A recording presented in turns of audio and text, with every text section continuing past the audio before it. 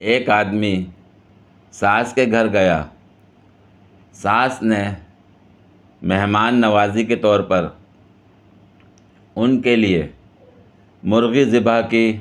اس آدمی نے کہا، ساسو ماں، اتنی تکلیف کی کیا ضرورت تھی؟ ساسو ماں نے کہا، بیٹا کوئی بات نہیں، ہماری بہت ساری مرغیاں ہیں، ہم یوں سمجھیں گے کہ ایک گیدڑ کھا گیا۔ یہ چھپکلیاں اور چوہے نہ ہوتے تو لڑکیوں کے بہادری کے قصے مشہور ہوتے۔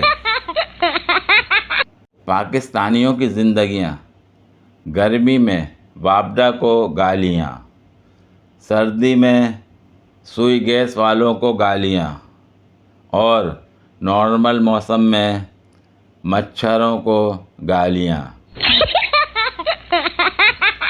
بیوی: آپ مجھے رانی کیوں کہتے ہیں؟ شوہر: کیونکہ نوک رانی تھوڑا لمبا ہوتا ہے۔ بیوی: میں آپ کو جان کیوں بولتی ہوں؟ کیونکہ جانور تھوڑا لمبا ہو جاتا ہے۔ ایک سردار جا رہا تھا، راستے میں ایک بورڈ نظر آیا، لکھا تھا، پڑھنے والا گدھا۔ سردار کو غصہ چڑھا، مٹا کر لکھ دیا، لکھنے والا گدھا ہے۔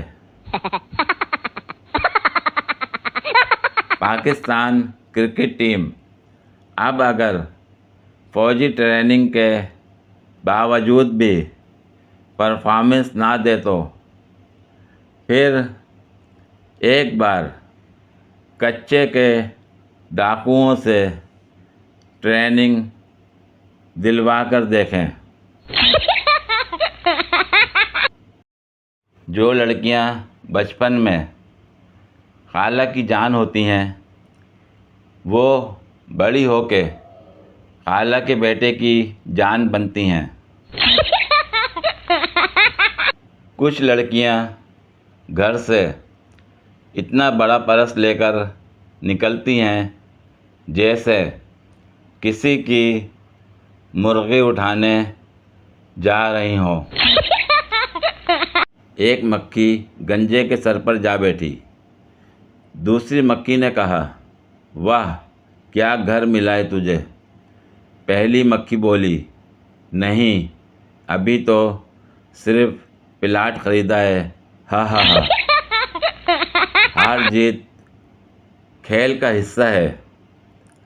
ہمیں پاکستان کی پچھلی شکست کو بھلا کر اگلی شکست کا انتظار کرنا چاہیے۔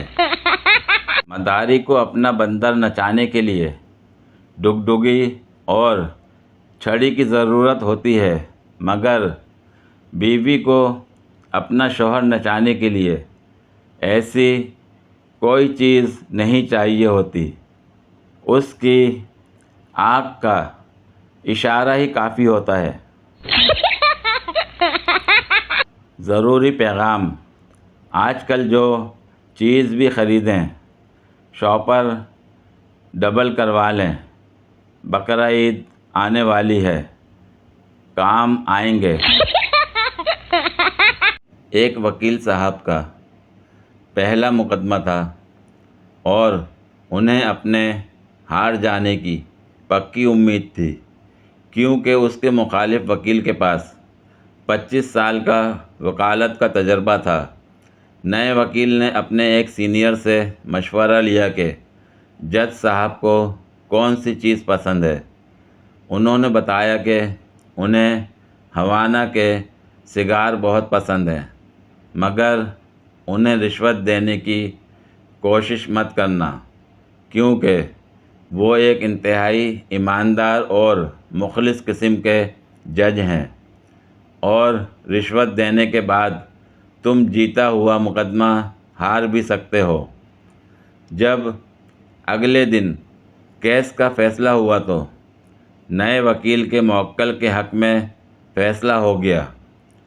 وہ اپنا پہلا ہی مقدمہ جیتنے کی خوشی میں اپنے سینئر وکیل کے پاس مٹھائی کا ڈبہ لے کر گیا۔